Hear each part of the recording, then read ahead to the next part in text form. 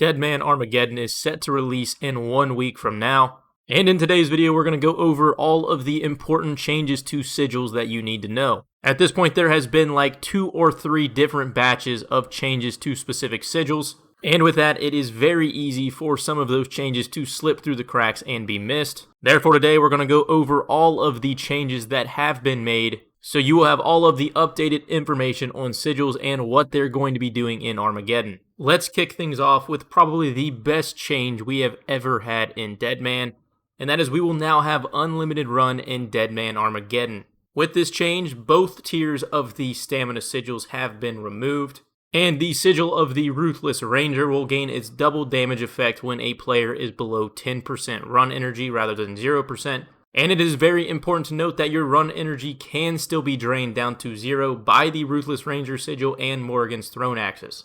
Another change for the Ruthless Ranger sigil is the proc damage is now up to 10 rather than the initial 5 last season, meaning whenever you are under 10% run energy and it doubles, you will take 20 damage from the bleed effect of the Ruthless Ranger. The sigil of the Feral Fighter has been completely removed from the game, and it has been replaced with the sigil of the Formidable Fighter, which will now be a tier 2 relic.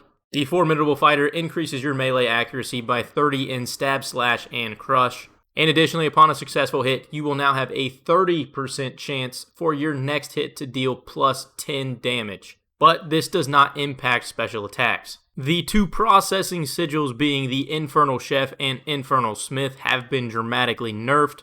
Previously, with the Infernal Chef, every single piece of fish you caught was automatically cooked, and the exact same was applied for the Infernal Smith, but with mining and smithing into bars. This time around, that 100% success chance has now been reduced down to 20%, meaning only 20% of the fish you catch will now be cooked, and the exact same applies for the Infernal Smith. A massive nerf for what was one of the better moneymakers in Deadman Apocalypse. I did forget to mention earlier, with the Ruthless Ranger, its run energy drain has been reduced from 30 to 15 in all brackets. But when it comes to the sigil of the Menacing Mage, it has had its damage/healing effect reduced from 18 down to 12, but only in the level 3 to 50 bracket. It's also had its special effect proc reduced from 20% to 10% in all brackets. Therefore, as soon as you get past the 3 to 50 bracket, the damage/heal proc will be increased back up to 18. And in another bracket-specific change, the sigil of the Porcupine has had its damage versus players reduced from 4 down to 2, in both of the first brackets being the 3 to 50 and 51 to 70. Now for some quick rapid-fire changes. The first being the Sigil of Abyss. The rune multiplier has been reduced from 10x down to 5x. Compound this with the changes to trading players with protection, and then the massive nerf to selling runes to Ali Morrisane. And you have single-handedly destroyed what was the absolute money printer last Deadman. Honestly, some changes I am very happy to see considering they were botted to absolute oblivion last time. The sigil of the Porcupine, along with the damage effects we talked about earlier in the brackets, it is seen as its effect length reduced from 45 seconds down to 15, but the cooldown has also been reduced from 2 minutes down to 1. The sigil of the Last Recall will now have its cooldown increased from 3 minutes up to 5 minutes, but it has been adjusted down to a tier 2 sigil. The sigil of the Enhanced Harvest has had its resource multiplier reduced from 5 to 3 times, and then just similarly, the Forager is now down from 3 times to 2 times. The sigil of the Slaughter, which allows you to pick your Slayer task, has had its cost increased from 30 Slayer points up to 60.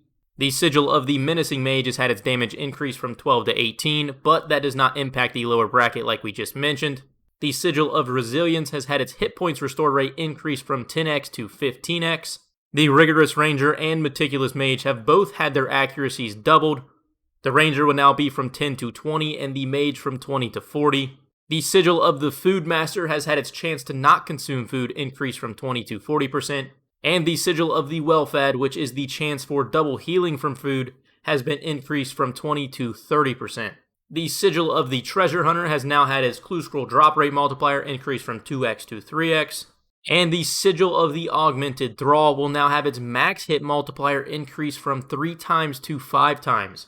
Meaning rather than your Thralls hitting 9s, this time around they're going to be able to hit 15s. The Sigil of the Specialized Strikes has its cooldown decreased from 30 seconds to 20 seconds. And if you don't know what that sigil does, it basically decreases the cost of your special attack for whatever weapon by 10. The sigil of the binding cooldown has been reduced from 30 seconds to 15 seconds. And that sigil buffs the accuracy of your next bind attack by 75%. The Sigil of Faith has seen the chance to gain double prayer points increase from 20 to 40%. And personally, I'm a big fan of that change, along with the changes to the Food Master and Well Fed.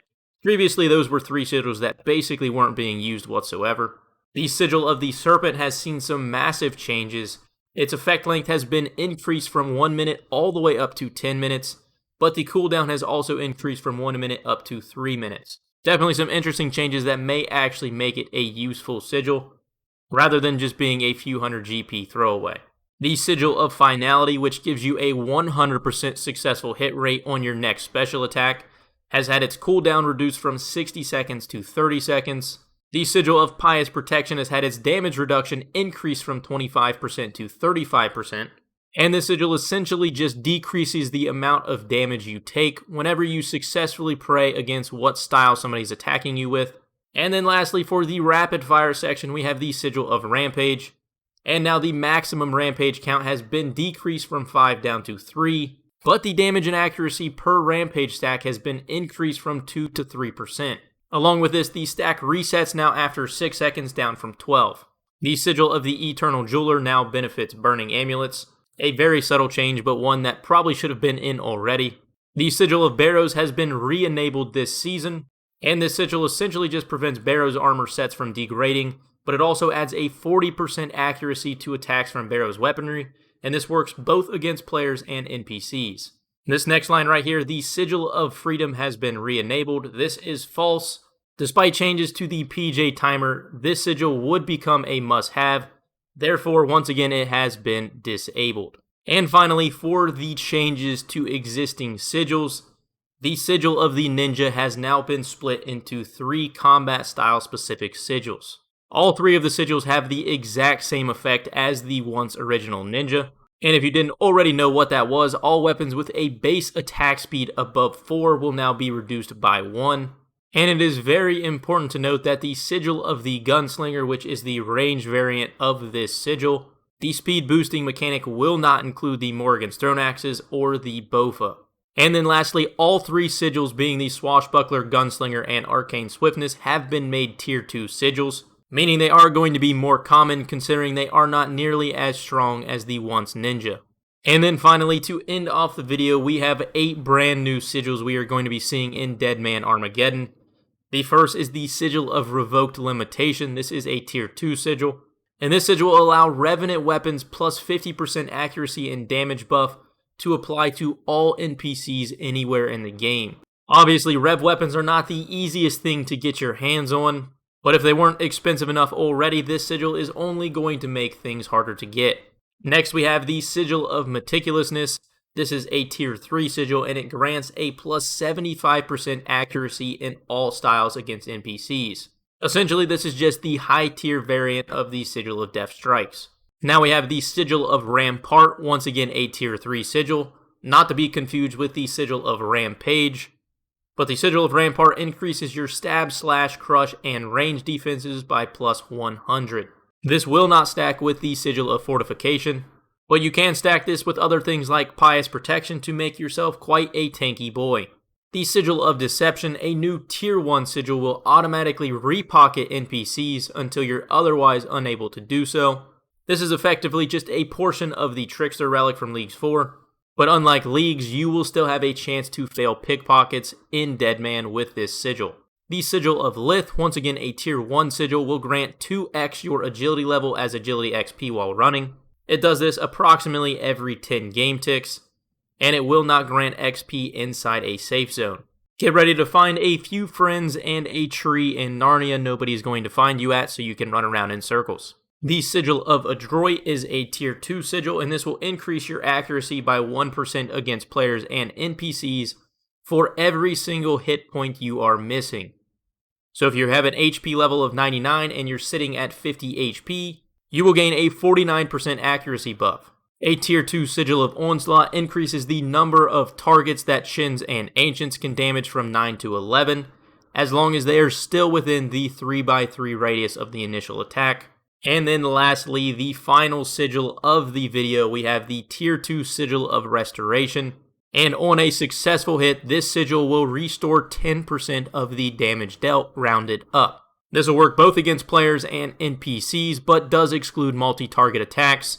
But those are all of the changes, at least up to the point of recording this video, that you do need to know for the new Deadman Armageddon season.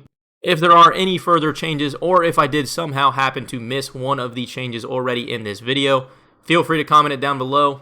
Otherwise, I hope you guys enjoyed or found this video helpful. If you did, consider dropping a like, it massively helps me out. And if you do want to see some more Deadman content, consider hitting that subscribe button. Otherwise, I will catch you guys in the next video.